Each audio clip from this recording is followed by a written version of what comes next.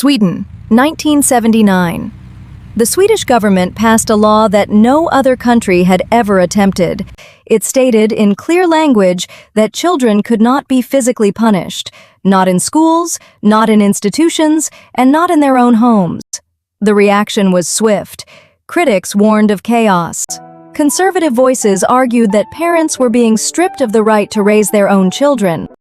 International observers predicted an experiment that would quickly unravel. That was 45 years ago. Today, Sweden consistently ranks among the top 5 countries globally for child well-being. Swedish children score among the highest in the world for emotional regulation, self-discipline, and long-term academic outcomes, without a punitive parenting structure of any kind. And the method is not just political, it is deeply personal, built into the language and the daily rhythms of Swedish family life through 3 principles that have no direct translation in English. The third one is the most counterintuitive, and the research behind it may be the single most useful thing you hear this week. When Dr. Rachel Pierce, a developmental psychologist from Seattle, was invited to spend a sabbatical year at the University of Stockholm, she expected to find a parenting culture built on firm boundaries, just expressed more gently than in the United States. What she found was fundamentally different. Swedish parents did not simply punish less, they had replaced the logic of punishment entirely. They operated from a different set of assumptions about what children are, what they need, and what actually changes behavior in the long run. She spent the year trying to understand it through 3 words. The first is lagom. In Swedish, lagom means something close to just the right amount. It is one of the most used words in the Swedish language, and one of the most difficult to translate directly because it describes a philosophy, not a quantity. In parenting, lagom is applied to emotional response. Swedish parents are not taught to suppress their feelings. They are taught to regulate them, to respond to a child's behavior from a place of calm groundedness rather than reactive emotion. Not too permissive, not too harsh. Just right. This matters because of what neuroscience has established about how children actually learn. Dr. Dan Siegel, a clinical professor of psychiatry at UCLA, developed a framework he called the window of tolerance, the neurological zone in which a child can receive information, process it, and actually learn from it. When a parent responds to a child's behavior from a state of high arousal, anger, frustration, or fear, the child's nervous system enters threat response. The amygdala activates. The prefrontal cortex, the part of the brain responsible for reasoning and self-control, goes offline. No learning occurs. The child may comply in the moment from fear, but the behavior does not change. When a parent responds from regulated calm, from lagom, the child's nervous system co-regulates. The window of tolerance opens, and real learning becomes possible. Rachel first noticed this at a playground in Stockholm. A 4-year-old threw sand at another child. The Swedish mother walked over, not quickly, not with raised voice, knelt to eye level and spoke briefly and directly. The child listened, and within 30 seconds had turned to the other child with what appeared to be an apology. The interaction was over before Rachel had time to register what she had expected to see. It was not that the mother had no standards. It was that she did not need her child's misbehavior to mean anything about her own authority. She was already regulated, and so she regulated her child. Lagom is not passivity. It is the discipline to bring yourself to calm before you bring consequence to your child.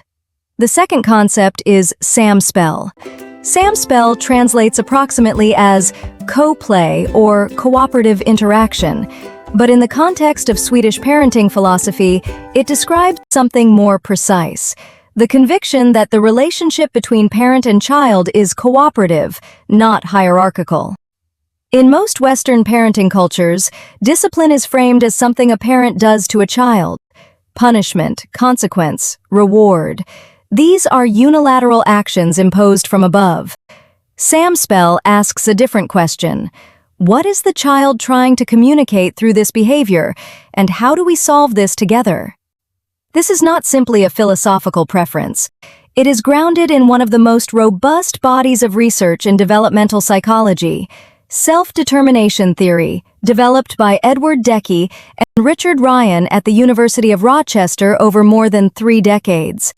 Their core finding, replicated across hundreds of studies in over 40 countries, children who experience autonomy-supportive parenting, parents who explain reasons for limits, invite the child's perspective, and acknowledge the child's feelings even while holding a boundary, develop significantly greater intrinsic motivation, self-regulation, and academic performance than children in controlling or punitive environments. The effect persists into adolescence and adulthood. Swedish kindergartens practice Samspel as a formal method. When conflicts arise between children, teachers do not arbitrate from above. They sit with both children at eye level and guide them through the process of naming what happened, naming how they felt, and arriving at a resolution together. The goal is not compliance. It is competence, the internal skill of navigating disagreement without the threat of punishment as the forcing mechanism. Rachel watched this process unfold dozens of times during her year in Stockholm. What struck her was not the elegance of the method, it was how ordinary it was, how automatic it had become for the adults around her. They were not performing a technique, they had simply internalized a different belief about what a child is. Samspel starts with the assumption that the child is not trying to be difficult, they are trying to communicate something. The parent's job is to stay in the relationship long enough to find out what. The third concept is Tilliten. Tilliten means trust, and this is where Swedish parenting philosophy diverges most sharply from Western instinct. In most Western parenting cultures, trust is conditional. It is earned through compliance, demonstrated through behavior, and withdrawn through failure. You trust a child who behaves, you correct a child who does not. This is the core architecture of punishment as a parenting tool, the assumption that children will choose the wrong thing unless the right thing is enforced. Swedish parenting operates from the opposite premise. Trust comes first. Children are not assumed to be in need of correction. They are assumed to be capable, and the parent's role is to create the conditions that allow that capability to surface. One of the most consistent findings from Deci and Ryan's decades of research: when external control is removed and a child is trusted to make decisions within clear, explained limits, intrinsic motivation increases. When punishment is the primary regulatory tool, intrinsic motivation decreases, often permanently. The child learns to behave in order to avoid pain, not because they understand why the behavior matters. Remove the punishment, and the behavior often disappears with it. Swedish law does not simply ban physical punishment.